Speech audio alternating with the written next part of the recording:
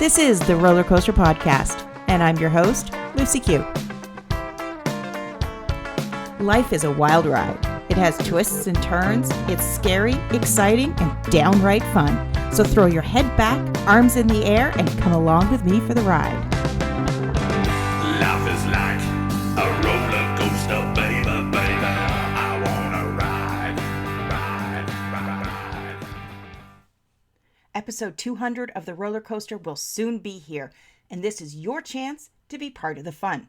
I'm going to be recording this episode with coaches and listeners just like you. If you want to be part of the fun, head over to nectargrowth.com.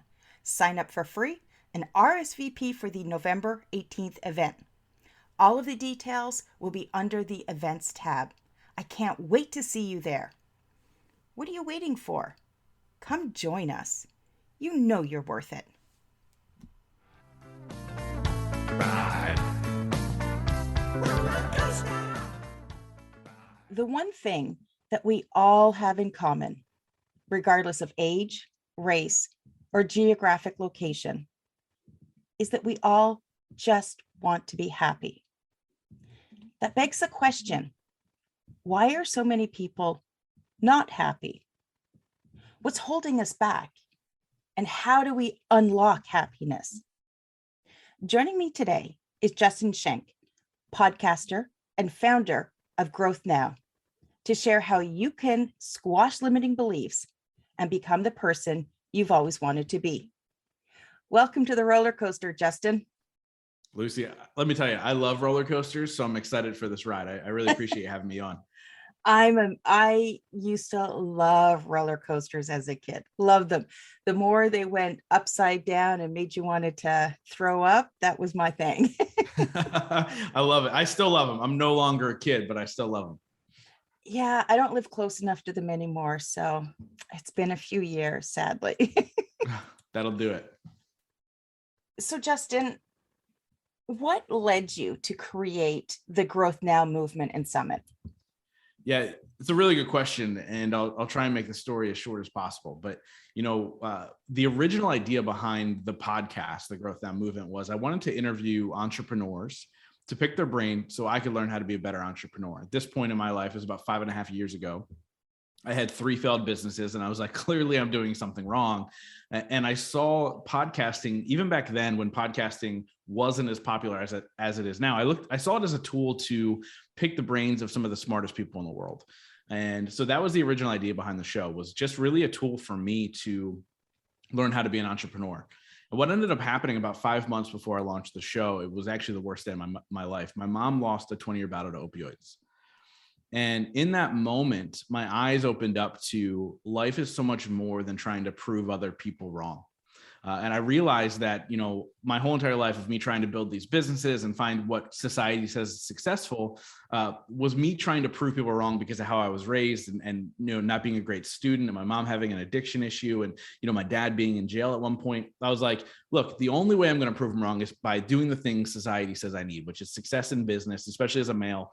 The checkpoint is you're successful in business. You've built a great foundation. You have the big house, the nice car, the woman, the man, whatever, right? That's what I was chasing. And when my mom passed away, it was really the eye opener for me to realize that it's so much more than that. It's really about the journey, right? We're not going to take any of these things with us. We have to find out what fulfills us, what makes us happy. And then I went on a journey, specifically with the show.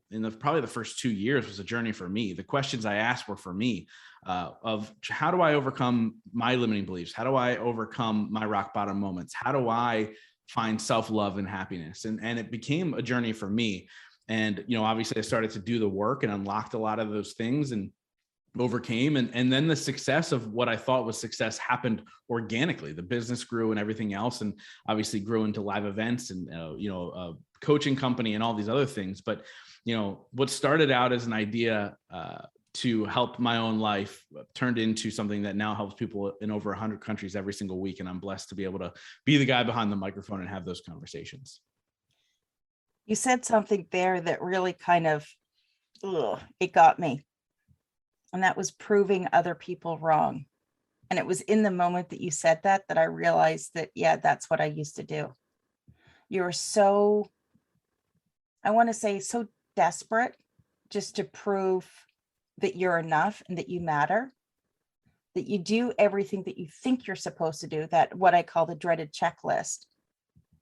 And then you wake up one day and you realize, like, what am I doing? I'm not, it's not that I'm just not happy. I don't even know who I am. Yeah. No, I love that you shared that. And I think a lot of people go through that, right?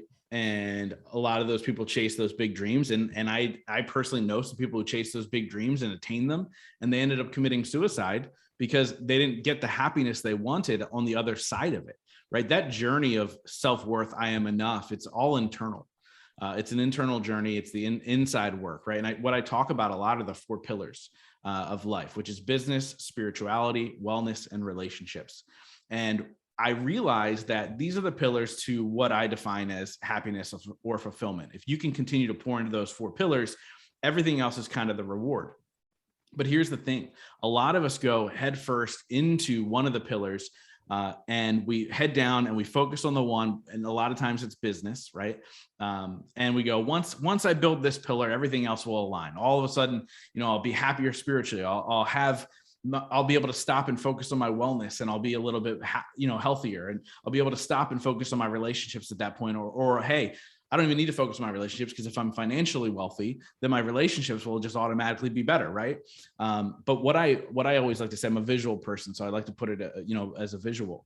On top of these 4 pillars of our life is a glass plate, and on top of that glass plate is everything we hold dear, whether that's our loved ones, our pets, or whatever it is on top of that glass plate.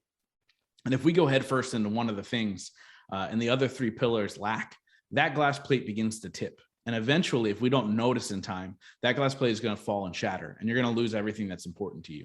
And so we must do the work for ourselves in order to find what we will find out is our new success, right? Success to me is about, being fulfilled in every single day life of every single thing that I'm doing, right? To realize that because I say something, maybe somebody leaves a better person because of me, but I can't be that person for them if I don't fill my cup first.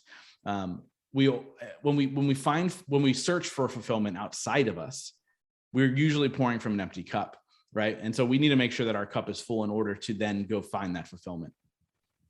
And I think that's one of the greatest mistakes that people make, is that they keep trying to pour from that empty cup. And again, full disclosure, that was me. I spent most of the time raising my kids trying to pour from an empty cup. And yeah, that glass plate, she shattered. She shattered really bad. But fortunately, I went on my own journey, and I was able to find a new glass plate and recreate and start building from there. In your journey, what would you say was the biggest or the most important tool that you had in starting to eliminate some of those limiting beliefs that you had? Yeah. So 2 parts, right? Like, obviously, I think no matter what level we're at or what successes we have, or how happy we are, there's still limiting beliefs. And I still have limiting beliefs. Like, that's the reality. I have friends that are worth $500 million and they still have limiting beliefs. People that are happily married for 20 years and they still feel like they're not enough. So the reality is we all still have those limiting beliefs. But I did 2 things. Number one was I started to take care of myself, right? I made sure that I did things daily to fill my cup. And so I have what I call your daily checklist of the things that you make sure are non-negotiables that you do every single day. And I have 4 of them. I started out with 2, and then they've kind of grown since then. But one is I take a walk every single morning. And I realize this fills my wellness cup, right? So it moves my body, it gets me moving, it opens up my mind. And my girlfriend takes that walk with me. So it also fills my relationship cup. That's our daily check-in. That's letting each other know that we're there for them. Hey, what's the day look like, et cetera. And so it fills both of those pillars for me. The second thing is I learn something new every single day.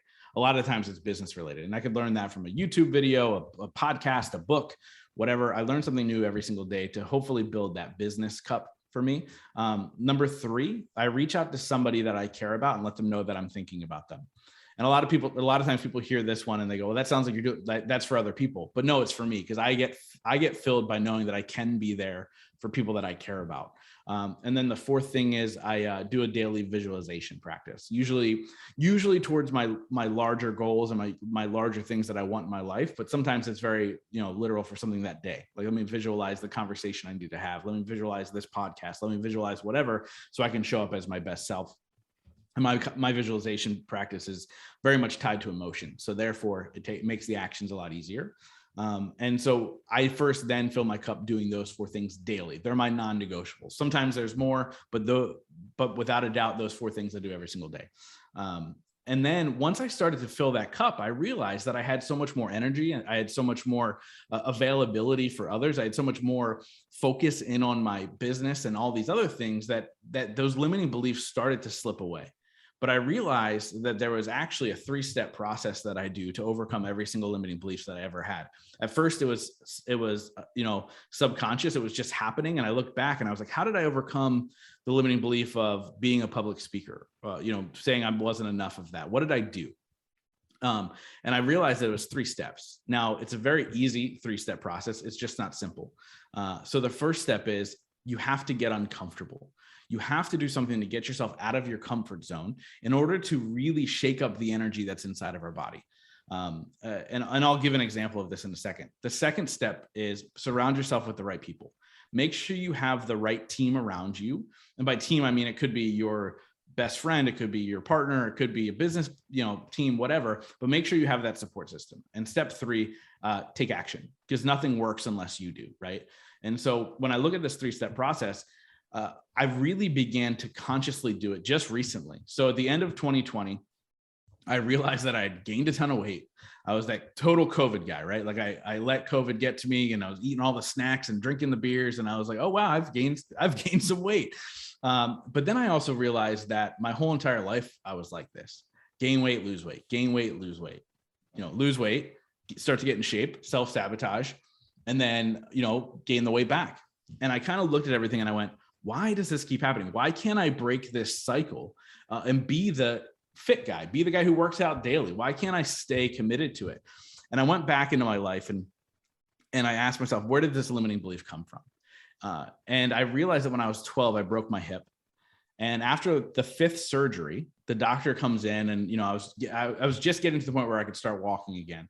And the doctor said, you're going to be able to walk. You could probably run. He's like, but you'll never be an athlete. And it was something as simple as that was ingrained in the back of my brain, that limiting belief then said, I took it as, I can't be an athlete. I can't be fit. I can't be the person who works out every single day. That's not part of who I am. So therefore I can never be.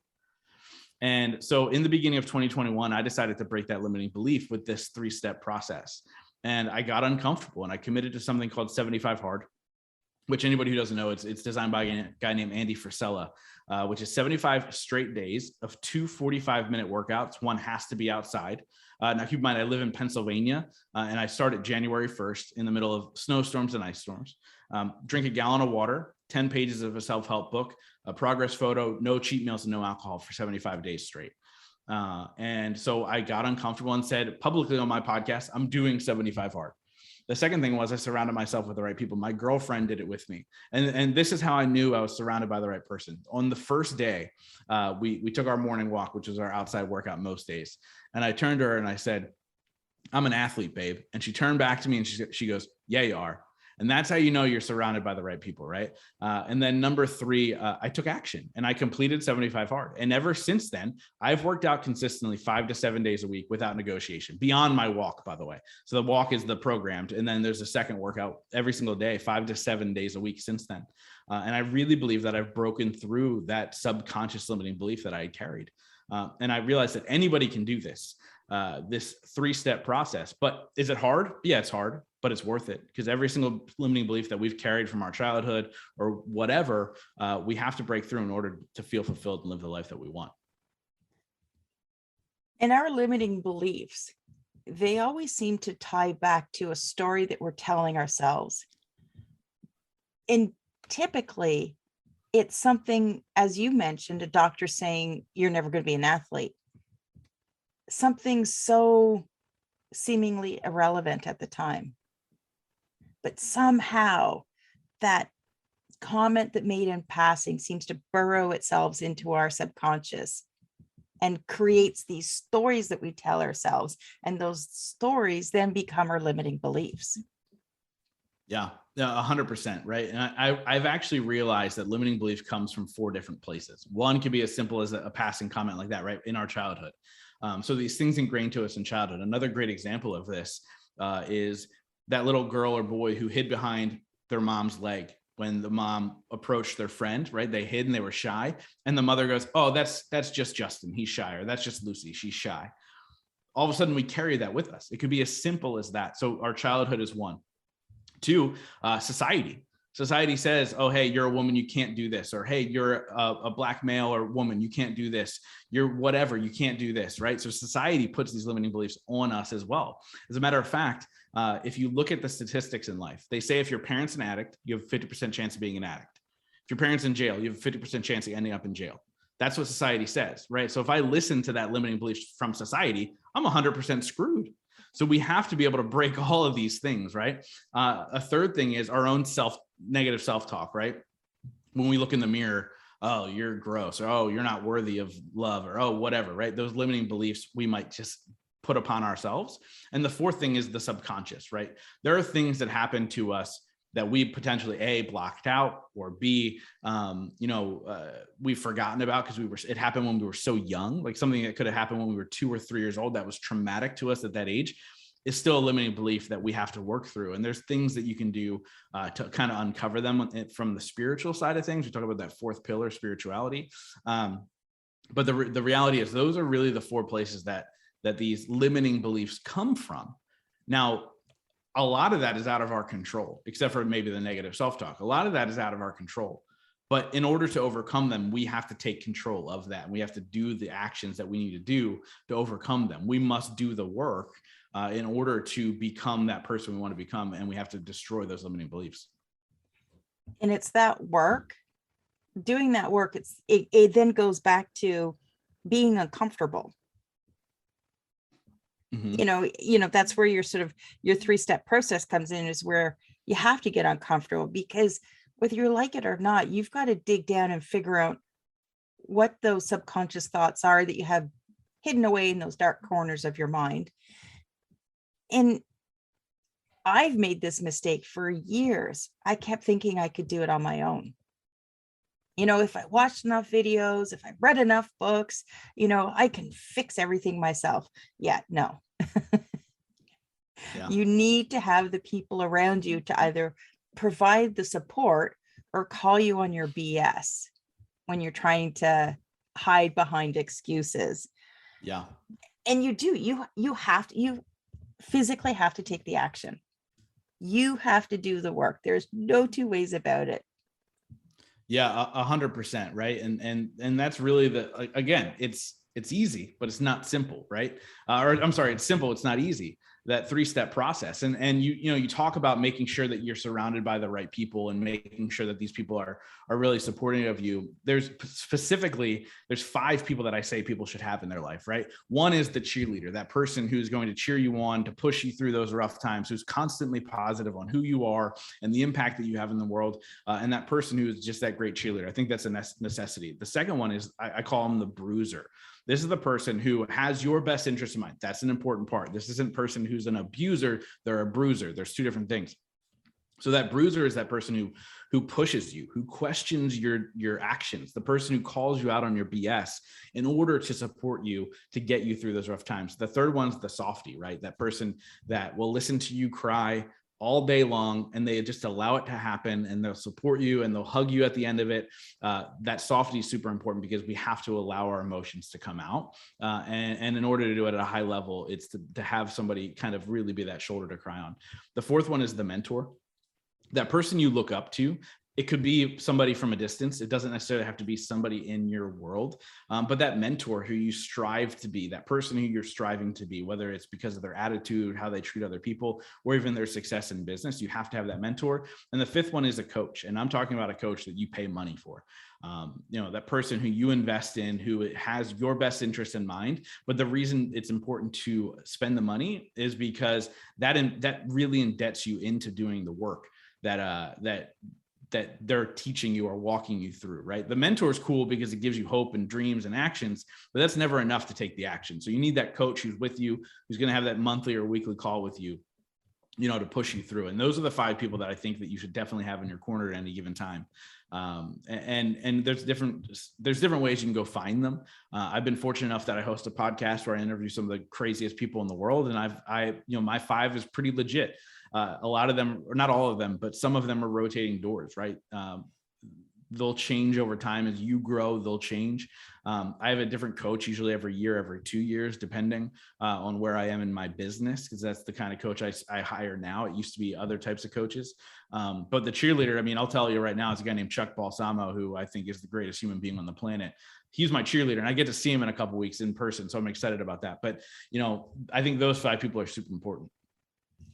Definitely. And, it's easy for people to not pay attention to who their 5 team members might be.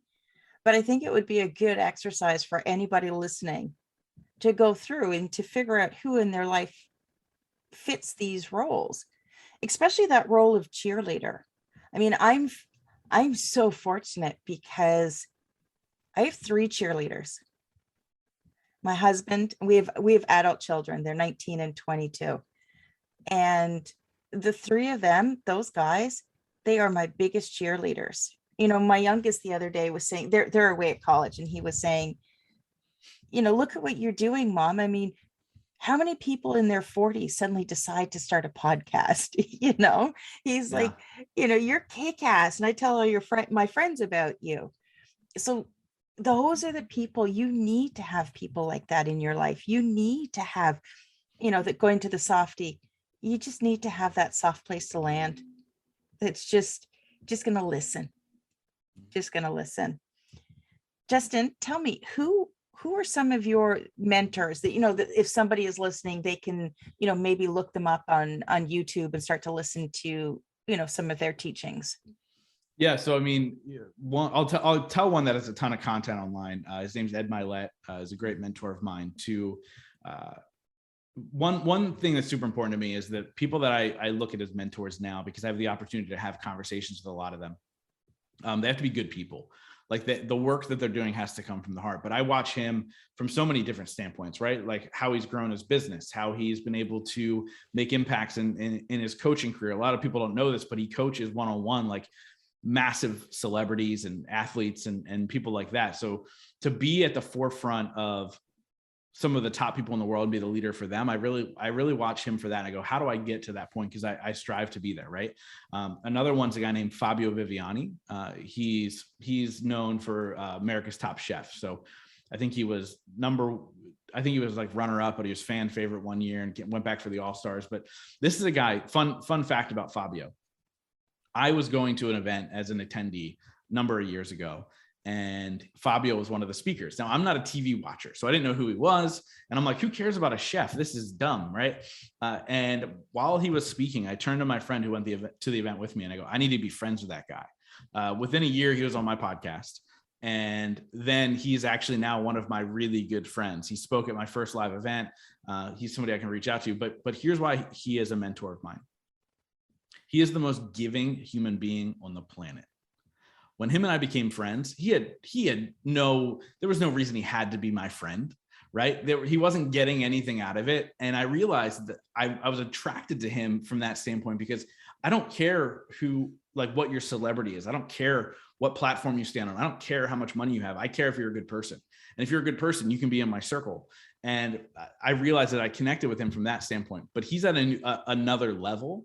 And so he's a mentor for me to say, how can I continue to give more? How can I continue to be of service? How can I have such a kind heart with every single person I come in contact with? And so he's a mentor for me from that standpoint, which I love. And there's so many more that I can't even name just for different reasons. But, I'm fortunate enough that I built a platform that I get to talk to them. And so the mentorship becomes a friendship a lot of times, but they're still mentors to me and people that I look for guidance, if not close up, but also from afar. Those are some great tips. I'm actually going to see if I can find some references and put links to those people in the show notes for anyone listening. Justin, tell me about your Growth Now Summit. Yeah, so that's really the labor of love. I was doing this podcast and I realized how lucky I was to be able to have the conversations and get to learn from these individuals. And I wanted to take it and bring it to my listeners and say, hey, I want to give you the same opportunity. I want to put you in a room with these people who I admire and myself as a speaker, and let's learn and grow together.